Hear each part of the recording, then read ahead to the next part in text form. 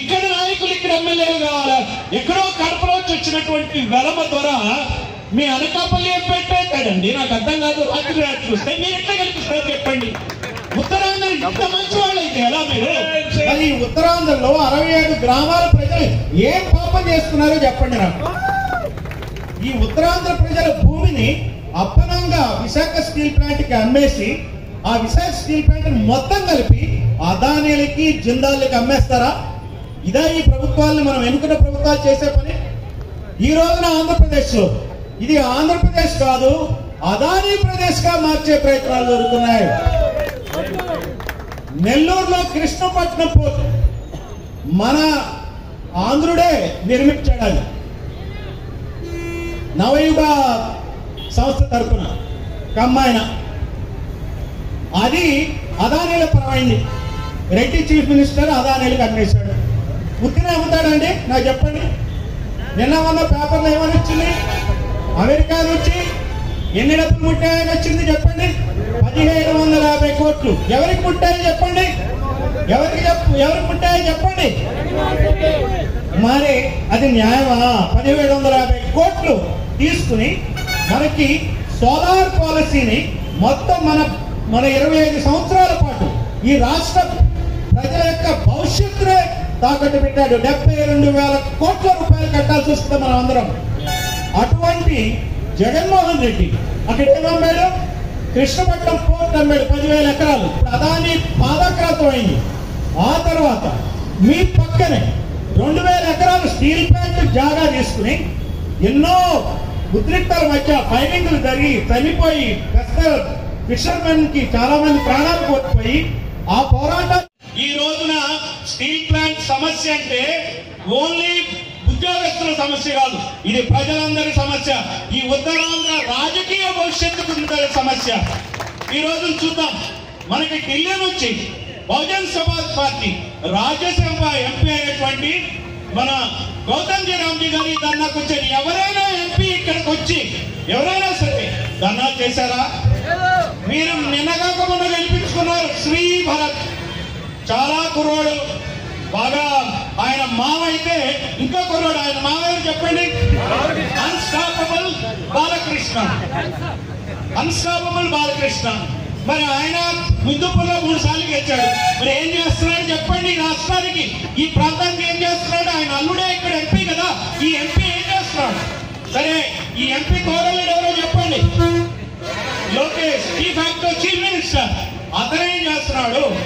ఆయన లోకేష్ తండ్రి చంద్రబాబు నాయుడు 4 సార్లు ముఖ్యమంత్రి అయ్యి ఏం చేస్తున్నాడు? ఈ స్టీల్ ప్లాంట్ ప్రైవేటీకరణ కాకుండా ఇక్కడ హుద్దుంది వస్తే బస్సులో కూర్చుని ఈ కార్యక్రమాలని డిజాస్టర్ మేనేజ్మెంట్ చేయడానికి ఉన్నటువంటి శ్రద్ధ ఈ రోజున విశాఖ స్టీల్ ప్లాంట్ ప్రైవేటైజ్ అవుతుంటే ఎందుకు చంద్రబాబు శ్రద్ధ తీసుకోడు?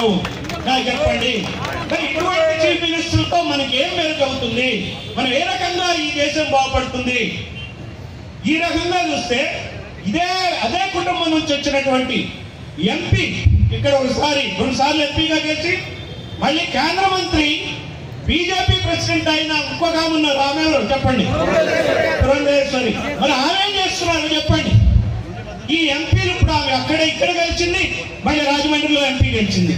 వీళ్ళంతా ఒకే కుటుంబంలో 5 ఉన్నారు. ఒక చీఫ్ మినిస్టర్, 3 ఎంపీలు, తర్వాత ఒక డిఫాక్టో చీఫ్ మినిస్టర్. 5 ఉండి ఈ రాష్ట్రానికి ఏం వరుగుతుందో చెప్పండి? ఈ స్టీల్ ప్లాంట్ కి ఏం వరుగుతుందో చెప్పండి? ఈ స్టీల్ ప్లాంట్ ని లాభాల బాటలో నడిపించలేనటువంటి తెలివి తక్కువ నాయకులు వీళ్ళు. మళ్ళీ వాళ్ళు వ్యాపారాలు వాళ్ళు నడుపుకోవట్లేదో చెప్పండి? ఏముంది ఆయన చంద్రబాబు గారికి ఉన్న పరిశ్రమ ఏంటి? హెరిటేజ్. అది మరి లాభాల్లో ఉందా నష్టాల్లో ఉందా? మరి ఇటెందుకు రాదు? ఇవెందుకు నడుపుకోరు? కేంద్ర ప్రభుత్వంతో మాట్లాడి ఒక సరైన అధికారిని వేసి రోజు ఇది పర్యవేక్షణ చేయొచ్చు కదా.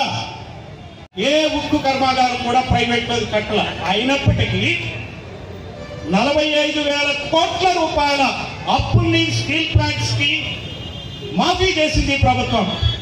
ఎస్ఆర్ స్టీల్స్ కి, నిప్పన్ రోకి, భూషణ్ స్టీల్స్ కి, 3 స్టీల్స్ కి 45,000 కోట్ల రూపాయలు మాఫీ చేసేదానికి ఇక్కడున్న స్టీల్ ప్లాంట్స్ కి అడిగేది ఏంది? కొన్నాళ్ళు డిలే చేయండి అని అడుగుతున్నాను. మేము మాఫీ అడగట్లా. ఏమంటే రైట్ ఆర్ రాంగ్? మాకు జస్ట్ కొన్నాళ్ళు పోస్ట్పోన్ చేయండి. అలాగే ఎలక్ట్రిసిటీ బిల్లు ఉంటుంది. ఈ రాష్ట్ర ప్రభుత్వం ఉచిత విద్యుత్ ఇస్తుంది. ఉచిత విద్యుత్ మేము డబ్బులు కడతాం, ఒక 5 సంవత్సరాలు ఆపండి అంటున్నారు. ఏమి ఇబ్బంది చెప్పండి?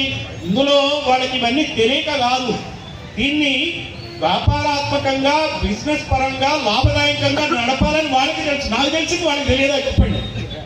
వాళ్ళకి తెలుసు. కానీ కుట్రపూరితంగా దీన్ని నష్టాల్లోకి నెట్టేసి ఇది పనికిరాదని చెప్పి దాన్ని వ్యాపారస్తులకు అమ్మేయటమే ఇక్కడ ఉన్నటువంటి రాజకీయం అనేటువంటి కుట్ర. తత్ఫలితంగా వాళ్ళకి వేల కోట్ల రూపాయల ముడుపులు వస్తున్నాయి. సో ఈ ముడుపులు లంచాలతోనే వాళ్ళకి జీవితం. ఇందాక మా బాలయ్య గారు అన్నారు, పరంజ్యోతి గారు అన్నారు, ఈ 5 సంవత్సరాలు మీ గవర్నమెంట్ ఉండదు, జాగ్రత్త చేయకపోతే. వాళ్ళు దానికి కూడా సిద్ధమే. ఎప్పటికప్పుడు అమ్ముకోవాలా, మన ఇల్లు చక్క ఉంటుంది కదా, ఇల్లు చక్కదిద్దుకోవాలి.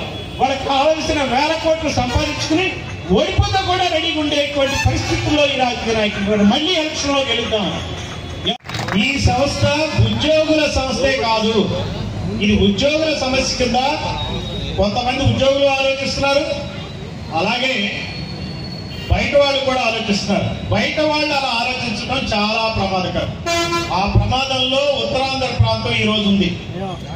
ఇది ఉత్తరాంధ్ర 5 లక్షల కుటుంబాలని ఆదుకుంటున్నటువంటి సంస్థ విశాఖ స్టీల్ ప్లాంట్. కేవలం 17,000 మంది ఉద్యోగుల కోసం కాదు ఈ స్టీల్ ప్లాంట్ ఉంది. 30,000 మంది గురించి, కాంట్రాక్ట్ ఎంప్లాయీస్ గురించి కాదు ఈ సంస్థ. ఈ సంస్థ ఇక్కడ ఉన్న జనాలందరికీ ఉంది. ఈ రోజున విశాఖపట్నం ఇంత గొప్ప సిటీగా రూపుదిద్దుకుందంటే కారణం విశాఖ స్టీల్ ప్లాంట్. అటువంటి విశాఖ స్టీల్ ప్లాంట్ ని ప్రైవేట్ పరం చేస్తే రేపొద్దు నేనేమైందో చూడండి. పవన్ కళ్యాణ్ ప్రైవేట్ పోర్టుకి కాకినాడకి వెళ్ళాలని చూస్తే రానివలా. మీరందరూ శాంతి కాముకులు, మీకు ఈర్ష్య అసూయ ద్వేషాలు లేవు, అందుకే వలస నాయకులు మీరు భరిస్తున్నారు. ఇక్కడ ఉన్న వలస నాయకులు మీరు ఎంపీ చేస్తున్నారు. ఇక్కడ ఉన్నటువంటి మంత్రి రాజశేఖర్ కావాలి, లేకపోతే ఆదినారాయణ గారు కావాలి, ఇక్కడ నాయకులు ఇక్కడ ఎమ్మెల్యేలు కావాలి. ఎక్కడో కడపలోంచి వచ్చినటువంటి వెలమ ద్వారా మీ అనకాపల్లి ఏం పెట్టేస్తాడండి? నాకు అర్థం కాదు. రాత్రి చూస్తే మీరు ఎట్లా కనిపిస్తారు చెప్పండి? ఉత్తరాంధ్ర ఇంత మంచి వాళ్ళు అయితే ఎలా? మీరు ఇది చాలా అన్యాయమైన విషయం. దీన్ని మీరు అర్థం చేసుకోవాలి. ఉత్తరాంధ్రకు అన్యాయం జరుగుతుంది. ఈ రోజున శ్రీకాకుళం జిల్లాలో ప్రముఖ సామాజిక వర్గం కాళింగ సామాజిక వర్గం, వాళ్ళకి మినిస్ట్రీలో చూడండి ఎంత అన్యాయం. ఒకే ఇంట్లో 2 పదవులు ఇచ్చారు. అచ్చెన్నాయుడికి ఇచ్చారు, రామ్మోహన్ నాయుడికి ఇచ్చారు, కానీ కళింగ సామాజిక వర్గాన్ని గుర్తింపేలేదు. మన మిత్రులు వివి రమణమూర్తి గారు ఉన్నారు ఇక్కడ, ఆయన కమల సామాజిక వర్గం, వాళ్ళ పరిస్థితి ఏంటో చూడండి. మిమ్మల్ని అందరినీ ఆయన చేస్తున్నారు. ఎక్కడా లేని సామాజిక వర్గం హెచ్ఎల్ ఎమ్మెల్యే ఒక కమ్మ సామాజిక వర్గానికి చెందినవాడు ఎట్లయితే చెప్పండి? ఒక కుటుంబం కూడా. ఉత్తరాంధ్ర ప్రజలు దీన్ని గమనించాలా? వలస నాయకుల్ని తరిమి కొట్టాలా? ప్రజలందరూ చైతన్యవంతులై ఉంది. మన స్టీల్ ప్లాంట్ మనం కాపాడుకుంటాం. జై భీమ్, జై పులే, జై భారత్.